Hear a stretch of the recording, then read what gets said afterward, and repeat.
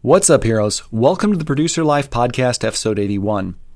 Today we're going to focus on tech house, a subgenre of house music that combines the minimal influences of techno with the grooviness of house music. We'll be picking apart what that means, giving you some examples, and giving you a sneak peek of a track that I'm working on. Also, make sure to listen through to the end of the episode because I want to tell you about a terrific free opportunity you are not going to want to miss. But first, cue the intro music.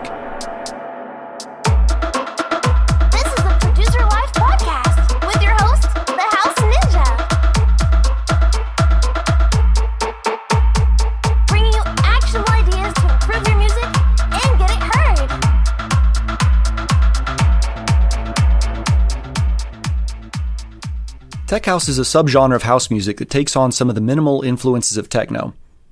You can hear some great examples by listening to Green Velvet, Fisher, Solardo, Patrick Topping, and Jamie Jones, or check out the playlist I've embedded on the show notes page at producerlifepodcast.com. Look for episode 81.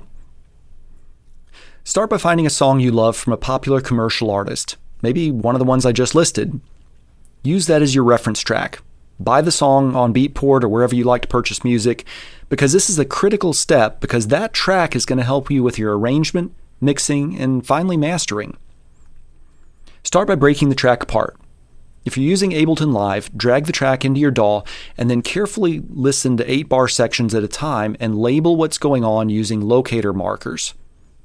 Those locator markers can also contain additional information if you right-click on them and open up the info text box in the bottom left-hand corner of your screen. You can take plenty of notes there for what's going on at any given section.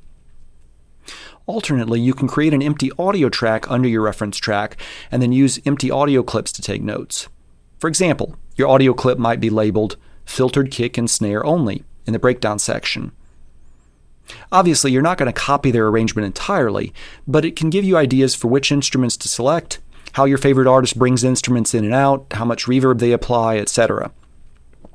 This process of breaking down their arrangement is a great way to learn and applies to any genre. For today's podcast, I'm going to focus on three main elements: the percussion, the bass line, and the vocals. I'm going to make a bunch of generalizations, but remember that music is an art, not a science, so there aren't many right or wrong answers. Get creative and use your favorite artist for inspiration, not imitation. Like house music, tech house is based on a 4-to-the-floor beat, meaning you've got one kick per bar. Unlike house music, which generally features boomy 808 kicks, tech house likes tighter, shorter kicks, which sound a little like this. To make the kick pattern more interesting, you'll frequently hear a skipped kick on the final bar of an 8-bar loop, followed by an extra kick in the first bar of the next 8-bar loop. It sounds like this. Basically, you move the last kick of the 8-bar loop into the first open 8th note of the next bar. You could also make this a ghost kick by dropping the volume about 5 decibels and see how that sounds. Doing this breaks up the monotony of a constant kick drum without throwing the dance floor off too much. Adding little flourishes like this every 4, 8, or 16 bars of a musical phrase works a bit like punctuation in a sentence. It helps the listener make sense of what you're saying. If I were to keep talking with a continuous sentence and no punctuation like this, it becomes very monotonous and difficult to listen to. Don't you think it would be easier if I added a comma or something somewhere in this sentence at some point? Okay, you get the idea. Once you've got a kick, start to think about the bass line, because those two have to work together. They move the dance floor. Tech house bass lines often have shorter leaps between notes and are more minimal. They might feature quarter notes, eighth notes, dotted eighth notes, which is an eighth note with an extra 50% added, or eighth note plus a 16th note. One quick way to get started is to grab a tech house bass line from your favorite sample pack, pitch it up 12 semitones in Ableton, and then right-click and convert that melody to MIDI. You're pitching it up 12 semitones because that helps Ableton's algorithm recognize it as a melody. Of course, you're going to have to pitch it down 12 semitones in order to make it a bass line again. But this process should give you a pretty good approximation of the notes. Now, slow the tempo down, make sure you get the notes right. Once you've got a MIDI version of that bass line from the sample pack, try adjusting a few of the notes here and there. Use that for inspiration. You want to create some variety in a few different 8-bar loops so that as you alternate those throughout the arrangement, it doesn't get stale. Try picking a good synth patch from your favorite synthesizer. Here's an example of a bass line I came up with using this process. Make sure you're listening to your bass line in conjunction with the kick, and remember you'll probably want to use some sidechain compression on the bass line to get it out of the way of the kick. Picking samples is important in any genre. I talked about Loop Cloud back in episode 28, which is my favorite place to get samples. Loop Cloud makes it super easy to find the right sound, organize your library, and most importantly, audition every sound in the mix using their VST. Try sorting by genre and you can pick up plenty of ideas. Or maybe don't sort by genre, just sort by key and see what crazy combinations you can come up with. Maybe your tech house track needs a kazoo. I don't know.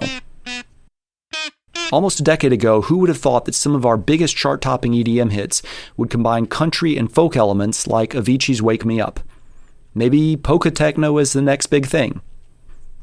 So I sorted Loop Cloud for the tech house genre and looked for percussion, and then picked a hi-hat pattern that I felt complemented the track. I high-passed it to cut out the low frequencies so it didn't conflict with the bass. I also added a high-passed clap on the offbeat, the 2 and the 4 of each bar. When you're adding claps or snares on top of a kick, you want to be a little careful because sometimes those frequencies will pile up and trigger your limiter during mastering too early, which means your mix won't be very loud. Try offsetting the clap or the snare a little bit before or after the kick. Vocals are some of the hardest parts to get right in the mix, and most sample packs don't offer a complete vocal. You'll get a phrase maybe, but you don't get the verse, the chorus, the backing vocals that you would get if you hired a professional vocalist. This makes tech house a little easier in some senses. The vocals are often short and repetitive, featuring simple phrases, just right for material from a sample pack. I found one that immediately got stuck in my head, and that's a good sign. And I'm going to try pitching it around and adding some automation to keep it from getting stale in the track. Okay, pause. Philosophical tangent here. Part of me feels bad about using vocals from sample packs. I felt like it was unoriginal, and I wonder what my audience might think if they heard the same sample from one of my tracks that they hear on somebody else's track. Last week I was listening to some tech house tracks on Spotify and I came across Get Down by Low Foam. There's an immediately recognizable sample, at least to me, that says, "And we're all in this together, and you know that," which I remembered from a used track called Unity. Did they both use the same sample? Did one of them sample the other one? I have no idea, but the point that immediately hit me is it doesn't matter. The minute I heard that sample, I felt an instant connection to the new song, and I liked it on Spotify.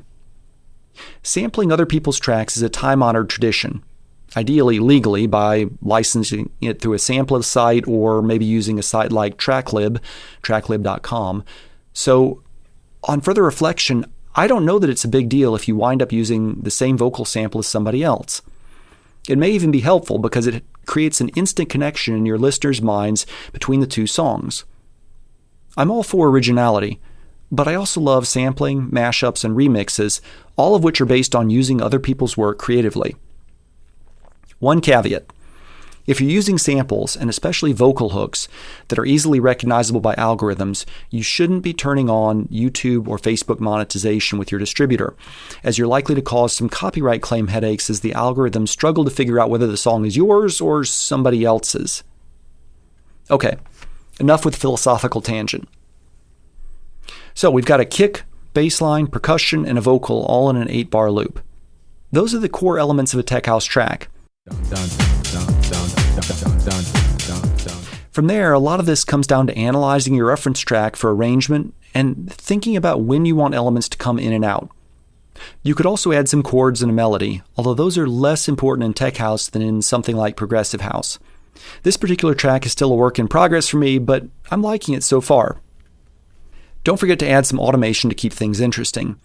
Perhaps some EQ sweeps or filters opening or closing as a section of the song progresses, and add in some risers to signal to the dance floor that you're about to change things up. For the mixing part, the big thing is your reference track. Listen to each element of the original track and see how loud the different elements are. Starting kicks off at about -6 decibels as the loudest part of the track is a good starting point, and then balance everything off of that. Don't forget to check how your mix sounds in mono, and ensure that you've got some higher end sounds distributed across the spectrum for width. Kick and bass should be right in the middle of your mix. This should get you started. Throw a limiter on the master track and bring the volume up, and you're probably about 75% done with your next masterpiece. I'll probably have this track done this month, and I'll try to schedule a release at the end of September, so make sure to follow me on Spotify or whatever platform you like to get your music on. Okay, I promised a free opportunity, and here it is. CD Baby's DIY Music Conference is all virtual this year and entirely free from August 26th to 28th, fewer than 2 weeks from now. You can find details and register at diymusician.cdbaby.com. I attended in person back in 2018 and learned a lot, but I had to pay for the hotel, transportation, gas, driving to Nashville, etc. This is going to be entirely free and far more convenient. Some of the topics include a Spotify masterclass, Pandora for creators, a talk about artist management, best practices for Facebook and Instagram, release strategies, building your brand on Amazon Music, YouTube strategies, how to book yourself without an agent, and more. So definitely check it out at diymusician.cdbaby.com. I also wanted to share some recent listener feedback, which I really appreciate. Over on Apple Podcasts, GOTN says that the Producer Life podcast is a must-listen for music industry insight. Great host that keeps things entertaining with intriguing questions and topics. Thank you so much, GOTN. I really appreciate you listening and the time you took to leave a rating and review. Reading stuff like this helps keep me motivated to keep the episodes coming, and it also helps other people find the podcast. I'd love to feature your review. Just leave a review wherever you're listening. Oh, last announcement. I've got a new mashup dropping on YouTube in 2 weeks, and I released a remix of Tiesto's The Business 2 weeks ago, so make sure you subscribe to my YouTube channel at youtube.com/houseninjamusic. It's the best place to listen to all of my originals, as well as my remixes, mashups, and live streams. Until next time, this is the House Ninja, reminding you to be somebody's hero today.